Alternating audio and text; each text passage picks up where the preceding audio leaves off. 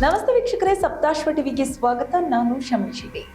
ಚಿಕ್ಕಬಳ್ಳಾಪುರ ಜಿಲ್ಲೆ ಮತ್ತೊಂದು ಭೀಕರ ರಸ್ತೆ ಅಪಘಾತದ ದೃಶ್ಯದಿಂದ ನಡುಗಿದೆ.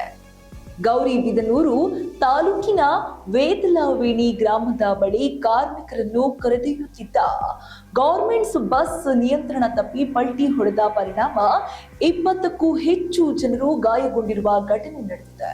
ಸಾಮಾನ್ಯ ದಿನದಂತೆ ಆರಂಭವಾದ ಈ ಪ್ರಯಾಣ ಕ್ಷಣಾರ್ಧದಲ್ಲಿ ಆತಂಕದ ಕ್ಷಣಗಳಿಗೆ ತಿರುಗಿಬಿಟ್ಟಿದೆ.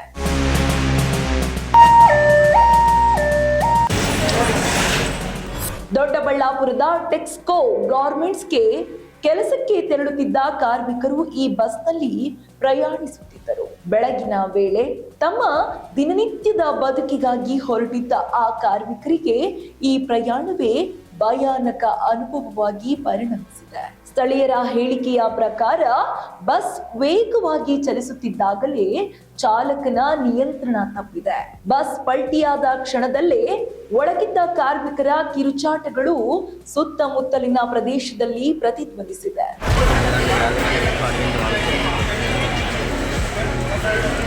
ಘಟನೆಯ ತಕ್ಷಣವೇ ಸ್ಥಳೀಯ ಗ್ರಾಮಸ್ಥರು ಧಾವಿಸಿ ರಕ್ಷಣಾ ಕಾರ್ಯಾಚರಣೆಯನ್ನ ಆರಂಭಿಸುತ್ತಾರೆ. ಬಸ್ ಒಳಗೆ ಸಿಲುಕಿಕೊಂಡಿದ್ದಂತಹ ಗಾಯಾಳುಗಳನ್ನ ಹೊರತೆಗೆದು ಸುರಕ್ಷಿತ ಸ್ಥಳಕ್ಕೆ ಕರೆದೊಯ್ಯಲು ಆರಂಭಿಸುತ್ತಾರೆ. ಕೆಲವರು ಗಂಭೀರವಾಗಿ ಗಾಯಗೊಳ್ಳುತ್ತಾರೆ. ತಕ್ಷಣವೇ ಚಿಕಿತ್ಸೆಗಾಗಿ ಆಸ್ಪತ್ರೆಗೆ ಕೂಡ ಅವರನ್ನ ಸಾಗಿಸಲಾಗುತ್ತೆ.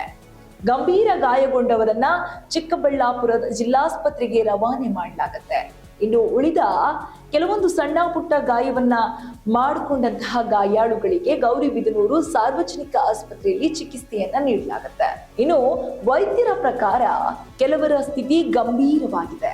ತೀವ್ರ ನಿಗಾ ಘಟಕದಲ್ಲಿ ಅವರನ್ನ ಚಿಕಿತ್ಸೆಯನ್ನ ಈಗಾಗಲೇ ಮುಂದುವರಿಸ್ತಾ ಇದ್ದಾರೆ.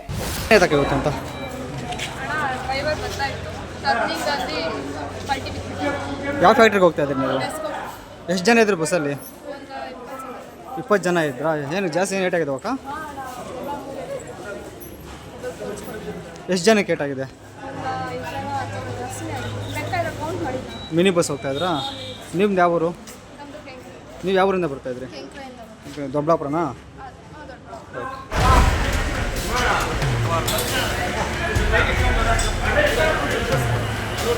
ಇನ್ನು ಈ ಬಸ್ ದೊಡ್ಡಬಳ್ಳಾಪುರದ ಟೆಕ್ಸ್ಕೋ ಗಾರ್ಮೆಂಟ್ಸ್ ಸಂಸ್ಥೆಗೆ ಸೇರಿತು. ಪ್ರತಿದಿನದಂತೆ ಕಾರ್ಮಿಕರನ್ನ ಕೆಲಸದ ಸ್ಥಳಕ್ಕೆ ಕರೆದೊಯ್ಯುವ ಕೆಲಸವನ್ನ ಈ ಬಸ್ ಮಾಡ್ತಾ ಇರುತ್ತೆ. ಆದರೆ ಇವತ್ತಿನ ಈ ಅಜಾಗರೂಕ ಚಾಲನೆ ಹಲವಾರು ಕುಟುಂಬಗಳಿಗೆ ಆತಂಕ ಮತ್ತು ದುಃಖವನ್ನ ತಂದಿದೆ.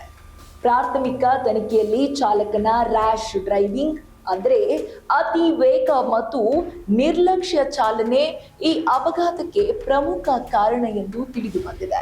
ರಸ್ತೆಯ ಪರಿಸ್ಥಿತಿಯನ್ನು ಲೆಕ್ಕಿಸದೆ ವೇಗವಾಗಿ ವಾಹನ ಚಲಾಯಿಸಿದ ಪರಿಣಾಮ ಈ ದೊಡ್ಡ ಅಪಘಾತ ಸಂಭವಿಸಿದೆ ಎಂಬ ಮಾತುಗಳು ಕೇಳಿಬರುತ್ತಿದೆ.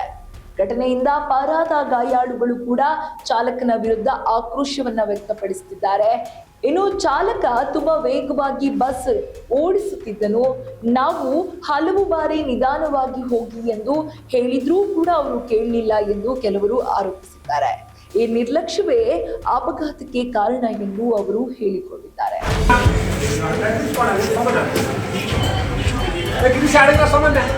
ಚಾಲಕನ ವಿರುದ್ಧ ಕಠಿಣ ಕ್ರಮ ಕೈಗೊಳ್ಳಬೇಕು ಎಂಬ ಒತ್ತಾಯವೂ ಕೂಡ ಕೇಳಿ ಬರ್ತಾ ಇದೆ. ಕಾರ್ಮಿಕರ ಜೀವಕ್ಕೆ ಅಪಾಯ ಉಂಟು ಮಾಡಿದ ಈ ಘಟನೆಗೆ ಹೊಣೆಗಾರರನ್ನು ಶಿಕ್ಷಿಸಬೇಕು ಎಂದು ಸಾರ್ವಜನಿಕರು ಆಗ್ರಹಿಸಿದ್ದಾರೆ. ಈ ಘಟನೆ ಗೌರಿಬಿದನೂರು ಗ್ರಾಮಾಂತರ ಪೊಲೀಸ್ ಠಾಣೆ ವ್ಯಾಪ್ತಿಯಲ್ಲಿ ಸಂಭವಿಸಿದ್ದು, ಪೊಲೀಸರು ಸ್ಥಳಕ್ಕೆ ಭೇಟಿ ನೀಡಿ ಪರಿಶೀಲನೆ ನಡೆಸಿದ್ದಾರೆ. ಪ್ರಕರಣ ದಾಖಲಿಸಿಕೊಂಡು ಅಪಘಾತದ ನಿಖರ ಕಾರಣ ಪತ್ತೆಗೆ ಮುಂದಾಗಿದ್ದಾರೆ. ತಾಂತ್ರಿಕ ಪರಿಶೀಲನೆ, ಸಾಕ್ಷಿಗಳ ಹೇಳಿಕೆ ಎಲ್ಲ ಆಯಾಮಗಳ ಮೂಲಕ ತನಿಖೆ ನಡೀತಾ ಇದೆ.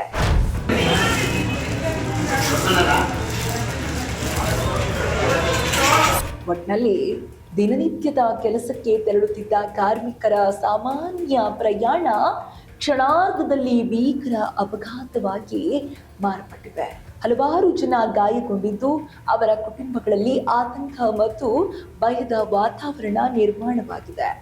ಈ ಘಟನೆ ಮತ್ತೊಮ್ಮೆ ಸ್ಪಷ್ಟ ಸಂದೇಶ ನೀಡ್ತಾ ಇದೆ. ರಸ್ತೆ ಸುರಕ್ಷತೆ ಎಂದರೆ ಕೇವಲ ನಿಯಮವಲ್ಲ, ಅದು ಜೀವದ ಪ್ರಶ್ನೆ. ಚಾಲಕರು ಜವಾಬ್ದಾರಿಯುತವಾಗಿ ವಾಹನ ಚಲಾಯಿಸಬೇಕು. ಅತಿ ವೇಗ, ನಿರ್ಲಕ್ಷ್ಯ ಇವುಗಳ ಬೆಲೆ ಬಹಳ ದುಬಾರಿ. ಚಿಕ್ಕಬಳ್ಳಾಪುರ ಜಿಲ್ಲೆಯ ಈ ಘಟನೆ ಹಲವರ ಬದುಕಿನಲ್ಲಿ ಭಯದ ನೆರಳು ಮೂಡಿಸಿದ್ದು, ಸುರಕ್ಷಿತ ಪ್ರಯಾಣದ ಮಹತ್ವವನ್ನ ಮತ್ತೊಮ್ಮೆ ಮನದಟ್ಟು ಮಾಡಿದೆ. ಇದಿಷ್ಟು ಹೊತ್ತಿನ ಸುದ್ದಿ. ಇನ್ನಷ್ಟು ಅಪ್ಡೇಟ್ಸ್ಗಾಗಿ ನೋಡ್ತಾ ಇರಿ ಸಪ್ತಾಶ್ವಾಣಿ.